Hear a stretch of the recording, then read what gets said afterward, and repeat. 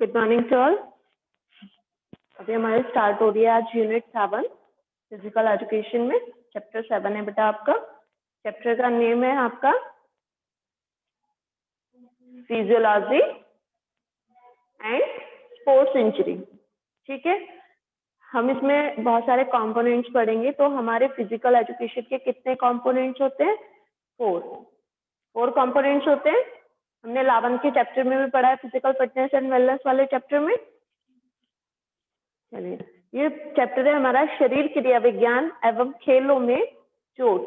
खेलों में जो चोट लगती है, कैसे लगती है, कैसे उनको रिकवरी किया जाता है। कुछ हद तक हम लोग खुद से ठीक कर लेते हैं ना। खिलाड़ियों को जो चोट लगती है वो ग्राउंड तक सीमित होती है, वो बहुत बड़ी वाली नहीं होती है। उनको क्या है, बहुत सारी चोटों को वहीं पर ठीक कर लिया जाता है।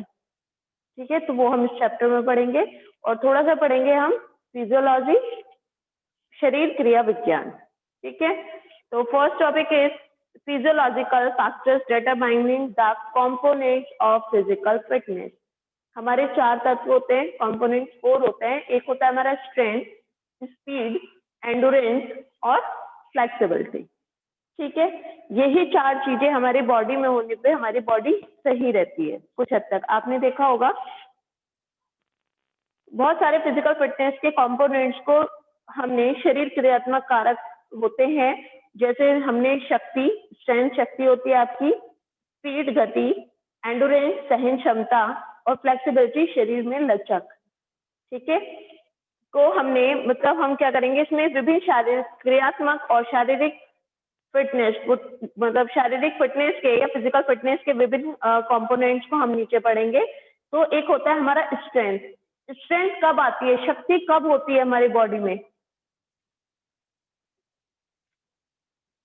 जब हमारा मसल्स का साइज बड़ा होता है। आपने देखा है बहुत पतले लोग क्या बहुत ज्यादा शक्ति रहती है उनके बॉडी में? स्ट्रेंथ सबके पास होती है लेकिन बहुत ज्यादा पावर नहीं होती। ठीक है, तो जिनके मांसपेशियों का आकार थोड़ा बड़ा होगा उनमें शक्ति ज्यादा होती है उसके शरीर में। ठीक है, सेकेंड पॉइंट है बॉडी वेट, शरीर का भार। शरीर का भार ज्यादा होने पर भी शरीर में शक्तियां रहती हैं। ओबेसिटी हम इसमें नहीं यूज करेंगे। ठीक है, बॉडी वेट और ओबेसिटी डिफरेंट चीज है। हेल्दी वेट आपने भी पढ़ा नहीं होगा, तीनों चीजें डिफरेंट है। ठीक है, तो हम इसमें ये नहीं कि मोटापे वाले शरीर में बहुत ज्यादा जानो।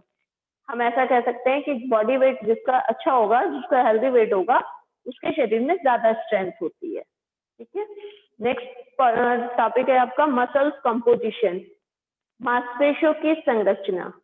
इसमें आपके फास्ट ट्विच फाइबर्स आते हैं, स्लो ट्विच फाइबर्स आते हैं। ठीक है, तो हमारे जो मसल्स कंपोजिशन के ऊपर भी डिपेंड करती है हमारी स्ट्रेंथ कैसी है।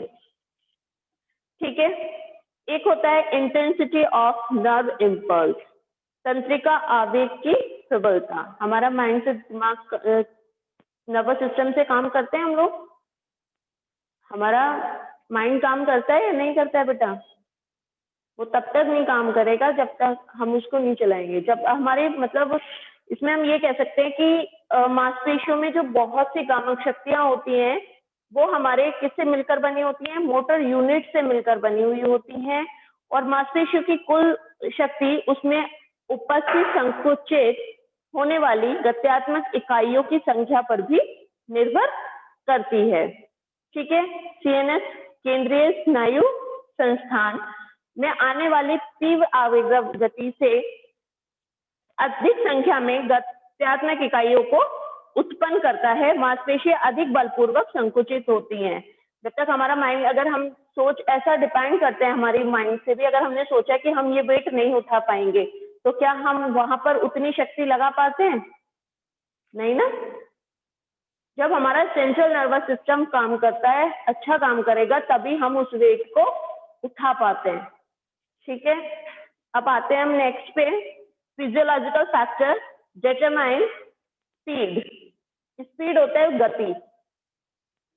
गति में फर्स्ट है mobility of nervous system. Are muscles contract at relax at the maximum possible speed as seen in sprinting events. जो हमारी गति है वो बहुत दूरी में तो नहीं आती ना, कम दूरी वाले जो स्प्रिंट्स होती है वो कितनी मीटर की होती हैं आपकी? 100 मीटर, 200 मीटर या 400 मीटर।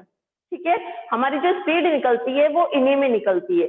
इनमें भी स्लो ट्विच फाइबर्स और फास्ट ट्विच फाइबर्स ही काम करते हैं। आपने देखा होगा स्लो ट्विच फाइबर्स कैसे होते हैं?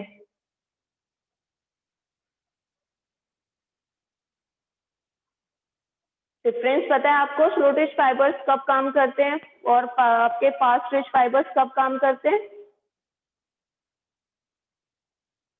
No one?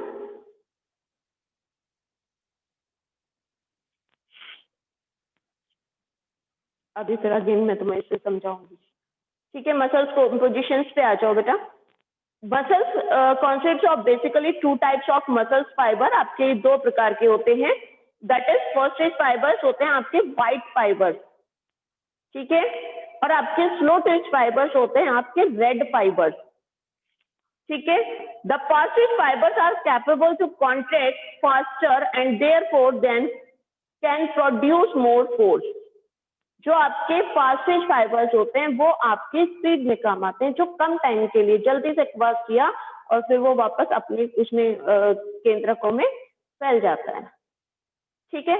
Slow Twitch fibres होते हैं आपके रेड, स्लो ट्विच फाइबर्स होते हैं आपके बेटा रेड फाइबर्स होते हैं, और आपके कैसे काम करते हैं? बहुत दूरी तक। मैंने आपको बताया था, आपको एग्जांपल दिया था, अगर मैराथन का कोई प्लेयर है तो वो उसमें कौन से फाइबर्स काम करते हैं? स्लो ट्विच फाइबर्स, जो लंबी रेस करते हैं, क्रॉस कंट्री करते हैं, मैराथन करते हैं, इस टाइप की जो रेसेस होती हैं जिनमें सहन क्षमता, जिसमें हम ज्यादा देर तक कोई काम करने की क्षमता रखते हैं, ठीक है, वहां हमारी बॉडी में स्लो ट्विच फाइबर्स काम करते हैं जब हम ज्यादा देर तक काम करते हैं।